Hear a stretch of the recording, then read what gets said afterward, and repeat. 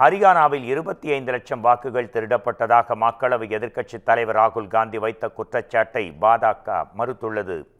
தலைநகர் டெல்லியில் காங்கிரஸ் தலைமையகத்தில் ராகுல் காந்தி செய்தியாளர்களை சந்தித்து பேசினார். அப்போது 2 கோடி வாக்காளர்களில் 25 லட்சம் வாக்குகள் திருடப்பட்டதாகவும் 5,21,619 போலி வாக்குகள் இடம்பெற்றிருந்ததாகவும் ஒரே புகைப்படத்தை வைத்து 100 வாக்குகள் திருடப்பட்டதாகவும் அவர் குற்றம் சாட்டினார்.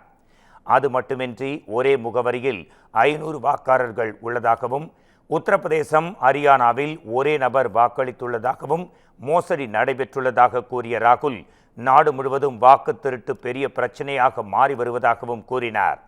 இதனிடையே ஹரியானாவில் காங்கிரஸ் முகவர்களே எந்த புகாரும் அளிக்கவில்லை, முறைகேடுகளை தடுக்க வாக்காளர் பட்டியல் பலமுறை சரிபார்க்கப்பட்டது என பதில் அளித்திருக்கும் மத்திய அமைச்சர் கிரண் ரிஜிஜு, ராகுல் காந்தியின் குற்றச்சாட்டுகள் பொய்யானவை என்றும் வாக்கு திருட்டு என கூறி இளம் வாக்காளர்களை தூண்டிவிடுகிறார் என்றும் விமர்சித்தார்.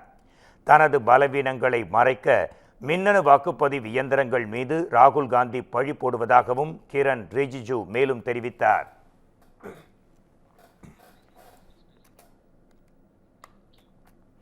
ஹரியானா வாக்கு திருட்டு தொடர்பாக ராகுல் காந்தி வெளியிட்ட வலுவான சான்றுகள் அதிர்ச்சி அளிப்பதாக முதலமைச்சர் ஸ்டாலின் தெரிவித்திருக்கிறார். இது தொடர்பாக எக்ஸ் தள பக்கத்தில் அவர் வெளியிட்டுள்ள அறிக்கையில், பாஜகவின் சமீபத்திய தேர்தல் வெற்றியின் நம்பகத்தன்மை மீது சந்தேகங்கள் எழுந்திருப்பதாக குறிப்பிட்டிருக்கிறார். வெறுப்பு பிரச்சாரம், பொய்யான வாக்குறுதிகளை அளித்து 2014ஆம் ஆண்டு பாஜக ஆட்சிக்கு வந்தது என்றும் அப்போதே அதன் பிளவுவாத அரசியல் மீது மக்கள் நம்பிக்கை இழந்துவிட்டனர் என்றும் தெரிவித்தார். வாக்கு திருட்டை ஆதாரங்களுடன் வெளியிட்ட பின்பும் தேர்தல் ஆணையம் உரிய விளக்கம் தரவில்லை என்றும், எஸ்ஐஆர் பெயரில் நாட்டு மக்களின் வாக்குரிமையை பறிக்க தொடங்கியிருப்பது பேரதிர்ச்சியை அளிக்கிறது என்றும், வாக்காளர் பட்டியலில் மோசடி செய்து மக்கள் தீர்ப்பையே பாஜக திருடுவது அம்பலமாகி உள்ளது என்றும் அவர் மேலும் குறிப்பிட்டுள்ளார். இந்த குற்றச்சாட்டுகள் தொடர்பாக மக்களின் வரிப்பணத்தில் செயல்படும் தேர்தல் ஆணையம் மக்களுக்கு பதிலளிக்குமா?